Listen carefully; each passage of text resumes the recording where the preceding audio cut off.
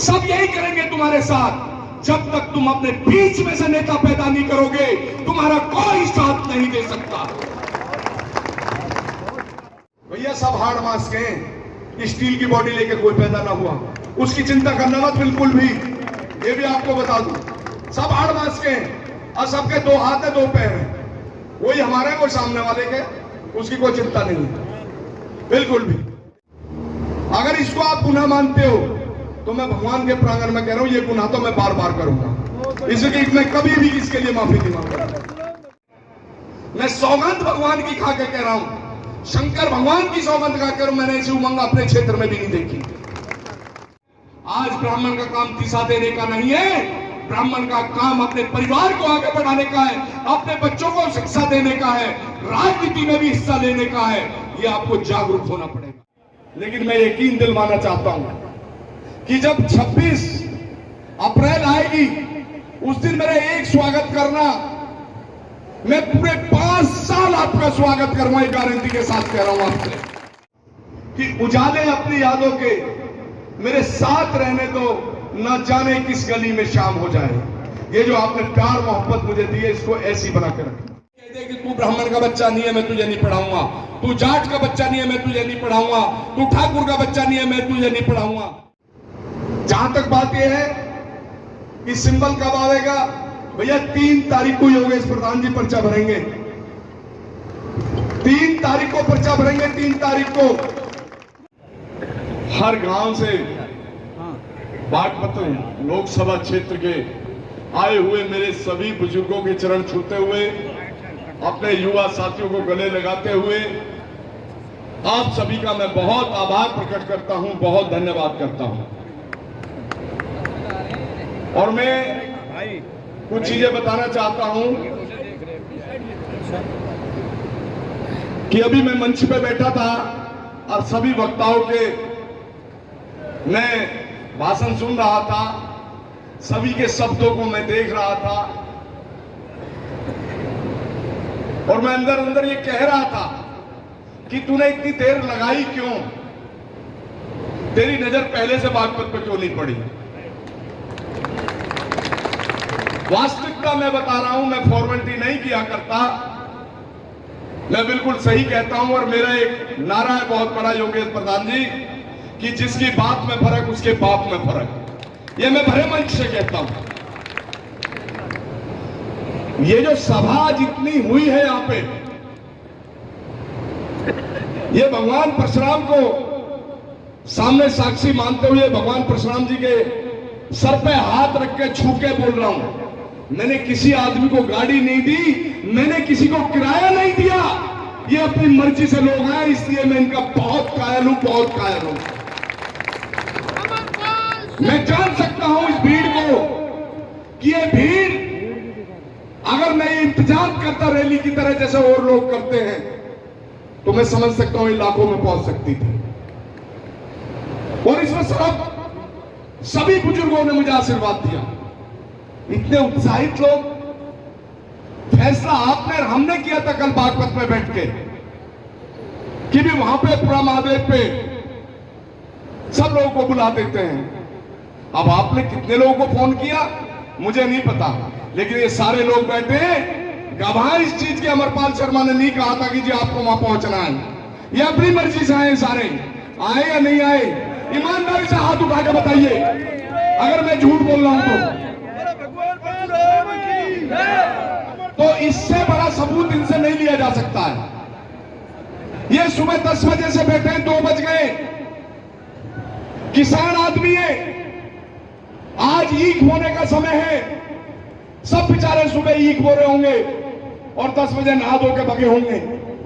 इनमें से आधे लोग तो खाना भी नहीं खा के आए होंगे, आधे लोग खाना भी नहीं खा के होंगे, मैं जानता हूं ये बात। अब मैं किन शब्दों से आपका आभार प्रकट करूं वो शब्द मेरे पास नहीं है, बस एक ही शब्द से आभार करूंगा कि आपने बहुत मेरा फूलों से स्वागत किया है, बहुत स्वागत किया है। लेकिन मैं यकीन दिलवाना चाहता हूं कि जब 26 अप्रैल आएगी उस दिन मेरा एक स्वागत करना, मैं पूरे 5 साल आपका स्वागत करूंगा, गारंटी के साथ कह रहा हूं आपसे। और उस दिन का स्वागत फूलों का नहीं होगा, आपकी उंगली का होगा। और वो उंगली वहां दबनी चाहिए जहां अमरपाल शर्मा नाम लिखा होना चाहिए। निश्चित रूप से आप सबका मान सम्मान किसी हालात में मैं कहीं भी डगमगाने नहीं दूंगा, किसी भी हालात में नहीं डगमगाने दूंगा, ये मैं गारंटी के साथ कहता हूं। आज हम ब्रह्म समाज में जब हमने जन्म लिया तो कई बार हमसे जब चर्चाएं होती है तो हम कहते हैं कि यार ये हमारा समाज जो है चारों तरफ भागता है, चर्चाएं करते हैं। लेकिन आज हम उसी स्टेज पे बैठे हैं, ये भी कहने में कोई गुरेज नहीं है कि ये 36 बिरादरी हमारा सम्मान करती है। और आज 36 बिरादरी आपके साथ खड़ी है, चाहे तोमर साहब बैठे हो, ढाका साहब बैठे हो, चाहे यादव जी बैठे हो, कोई भी बैठा हो, चाहे हमारे कश्यप समाज से बैठे हो, हमारे 36 बिरादरी हमारे साथ हैं।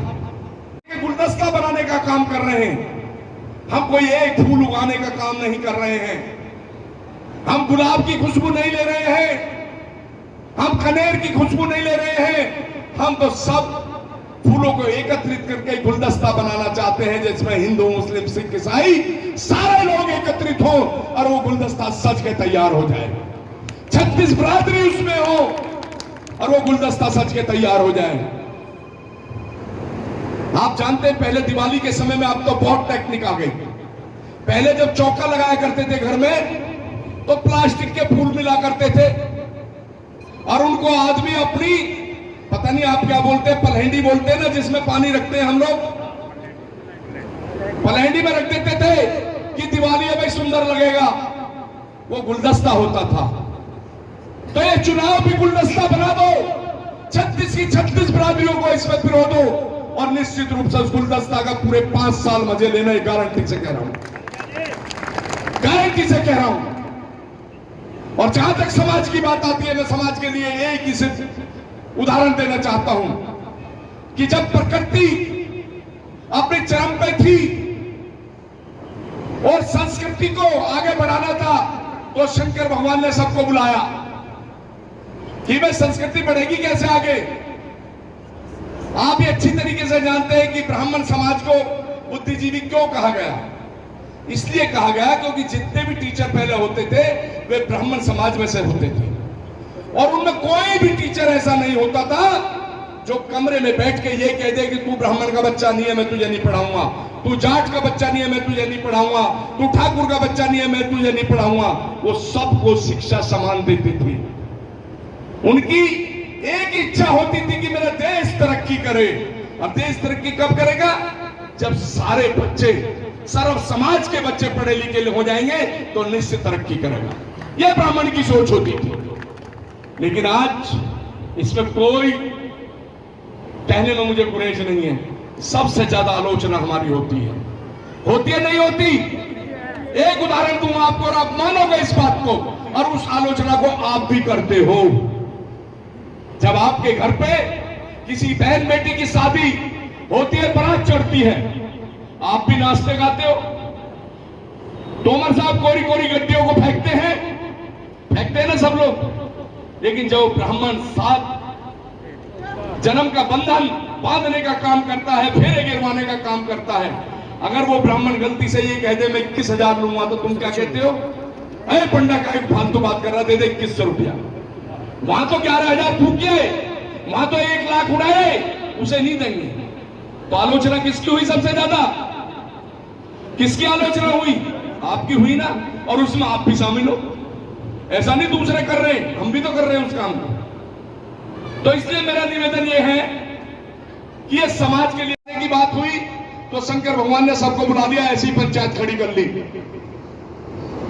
लेकिन एक प्रजाति ऐसी थी मेंढक, वो बहुत लेट आई। तो शंकर भगवान ने सबको संचालन करने के लिए एक एक व्यक्ति को नियुक्त कर दिया। अब तुम इस समाज का नेतृत्व करोगे, तुम इसका करोगे, तुम इसका करोगे, तुम इसका करोगे। अब मेंढक जब सबसे लेट आए योगेश प्रधान जी, शंकर भगवान से कहने लगे सबका नेतृत्व करने के लिए आपने आदमी दे दिए, हमारा नेतृत्व कौन करेगा? बोले भाई तुम लेट आए हो, अब मेरे पास कुछ नहीं बचा, अब तो मेरे पास सिर्फ एक नंदी भगवान है, चाहो तो मेरे नंदी भगवान को ले जाओ। मेंढकों ने आपस में विचार करा, नुकरे भैया इसी से इसे स्वीकार कर लो। मेंढक नंदी भगवान को ले आए। नंदी भगवान आके उनके बीच में विराजमान हो गए, लेकिन जब मेंढक इधर उधर जाए तो नंदी भगवान का मक्खी वक्की लगे तो वो पूंछ इधर उधर मार दे, और जब पूंछ मार दे किसी ना किसी मेंढक के एक पूंछ लग जाए, वो घायल हो जाए।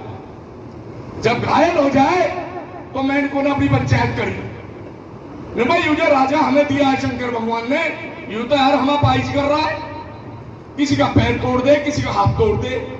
वो फिर बटले हुए और सारे एकत्रित होकर फिर गए शंकर भगवान के पास। उन्होंने फिर गुहार लगाई तो शंकर भगवान ने कहा कि भाई मेरे पास अब एक ही चीज बची है, इसके बाद कुछ नहीं है। नुकैदी इसे तो रख लो आप, इसने तो अस्पताल भर गए हमारे सारे, हमारी सारी कौम अपाइज कर दी।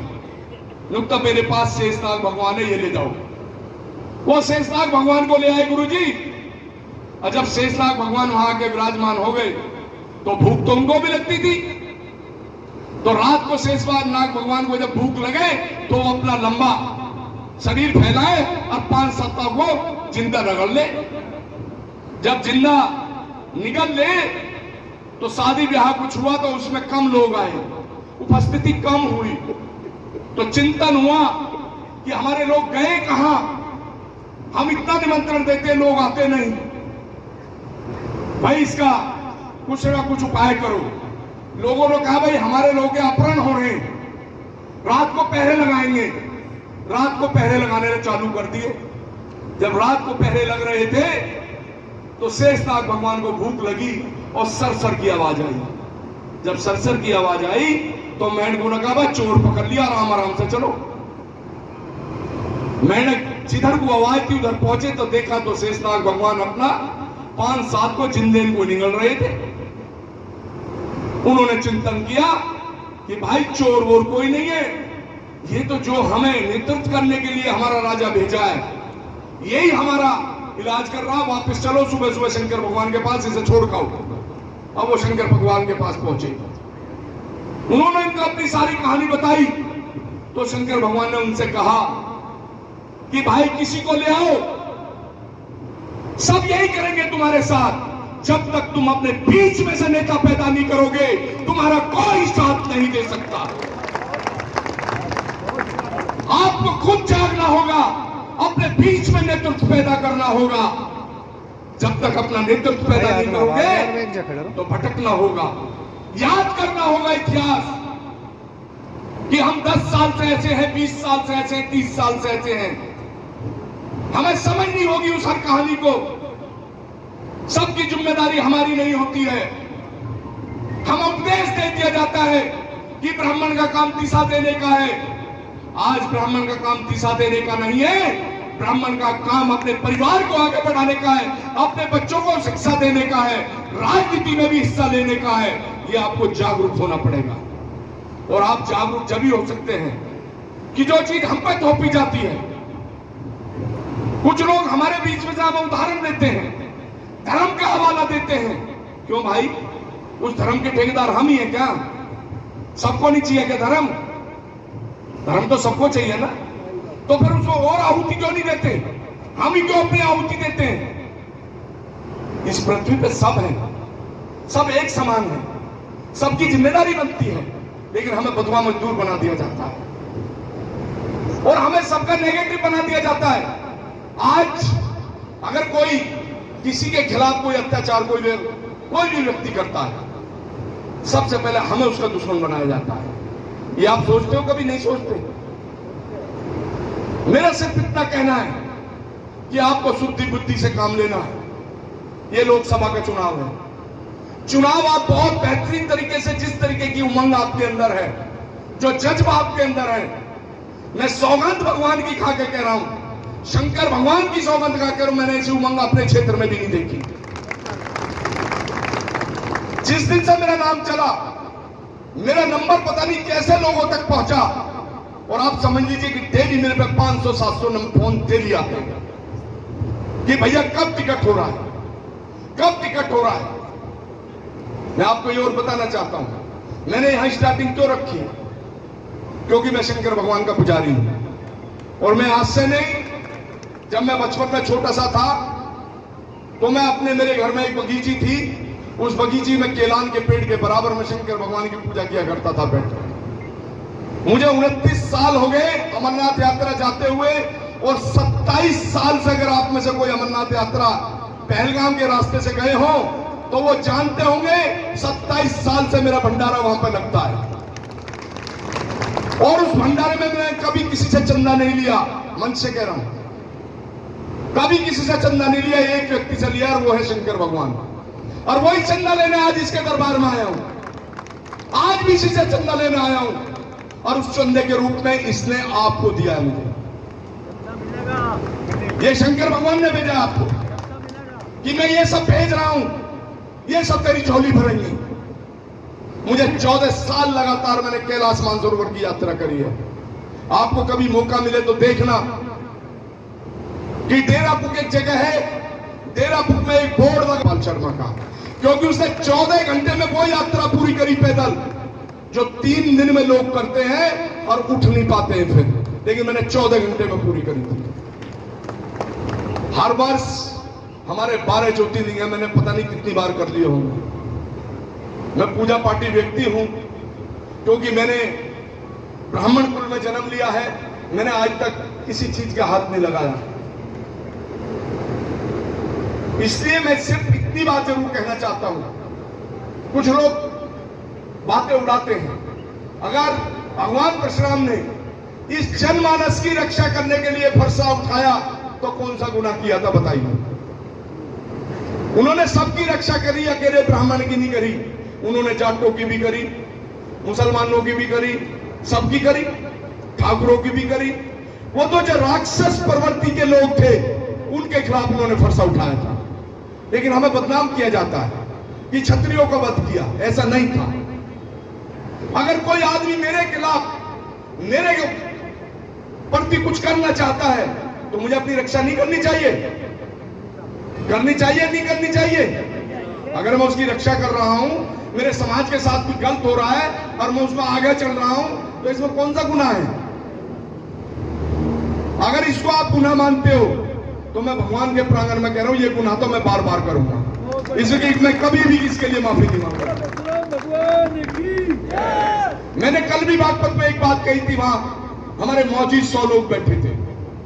देखिए, हमें सबे गले लगा के चलना है। हमारी किसी से लड़ाई नहीं है, हमारी किसी से जमीन नहीं बट रही है। हमें सबको एक सुई में से निकाल के चलना है। सब हमारे भाई हैं। जहां हमारी आन पे बात पड़ेगी, शान पे बात पड़ेगी, वहां हम सबसे आगे खड़े मिलेंगे। और दूसरी बात और कहना चाहता हूं, कुछ लोग उल्टी सीधी हवा उड़ाते हैं। भैया, सब हाड़ मास के, स्टील की बॉडी लेके कोई पैदा ना हुआ, उसकी चिंता करना मत बिल्कुल भी। ये भी आपको बता दूं, सब हाड़ मास के हैं और सबके 2 हाथ है 2 पैर हैं। वही हमारे, वो सामने वाले के, उसकी कोई चिंता नहीं है बिल्कुल भी। लेकिन हमारा सबसे प्यार मोहब्बत रहनी चाहिए। हम किसी से कोई भी अनाथ ना करें, हम किसी के प्रति कोई नफरत ना रखें, सबको गला लगा के चलें। ये चुनाव, मैं आपको एक चीज और बता दूं, 36 की 36 बिरादरी आपको वोट कर रही है। जहां तक बात यह है कि सिंबल कब आएगा, भैया 3 तारीख को योगेश प्रधान जी पर्चा भरेंगे। 3 तारीख को पर्चा भरेंगे। 3 तारीख को ये डिसाइड आप करोगे कि कहां एकत्रित होगे, कहां से चलोगे, ये आप लोग तय करोगे। राजनीति में होता क्या है कि उठापटक दुनिया भर की होती रहती है। बागपत लोकसभा से आप चुनाव लड़ोगे, ये आप निश्चित रहिए। अभी आप तय करोगे कि कहां से आपको नामांकन करना है। ये सब लोग बैठेंगे इस सभा के बाद में और निश्चित रूप से उसको दिशा देंगे, कैसे करना है, क्या करना है। क्योंकि अभी तक हम यहाँ के जो पत्रकार बंधु हैं उनसे भी मुखाबिब नहीं हुए हैं। हम उनके साथ भी एक दिन बैठना चाहेंगे। अभी हम किसी भाई से ज्यादा परिचित नहीं है। मेरा पत्रकार बंधुओं से भी निवेदन है कि ये जो ब्राह्मण समाज आज यहाँ एकत्रित हुआ है, क्योंकि आपकी जो लेखनी है ना, वो लेखनी कईयों की तकदीर भी बिगाड़ती है और कईयों की तकदीर संवारती भी है। तो आपके अंदर भी हृदय में ना दिल होना चाहिए। इस लेखनी का दूसरा रूप मत दे देना, ये भी मेरा निवेदन है आपसे हाथ जोड़ कर, ये भी मेरा हाथ जोड़ कर निवेदन है। तो मैं ज्यादा समय नहीं लेते हुए सिर्फ इतना ही कहना चाहूंगा कि ये जो चुनाव होने जा रहा है ये बहुत निर्णायक चुनाव होगा। इसमें बहुत सारी बातें हो सकती है, मैं वो बातें नहीं करना चाहता। मैंने अपना टारगेट उधर को किया ही नहीं, सिर्फ मैंने अपने तक सीमित और आप तक सीमित रखी है बात। ना मैंने पार्टी को टारगेट किया, ना मैंने विकास को टारगेट किया, ना मैंने दूसरी सरकार ने क्या किया उसका टारगेट किया। वो मैंने जान के नहीं किया, ऐसा नहीं मैं कुछ जानता नहीं, लेकिन उसका कोई रीजन होता है, मैं वो नहीं करना चाहता हूं बिल्कुल भी।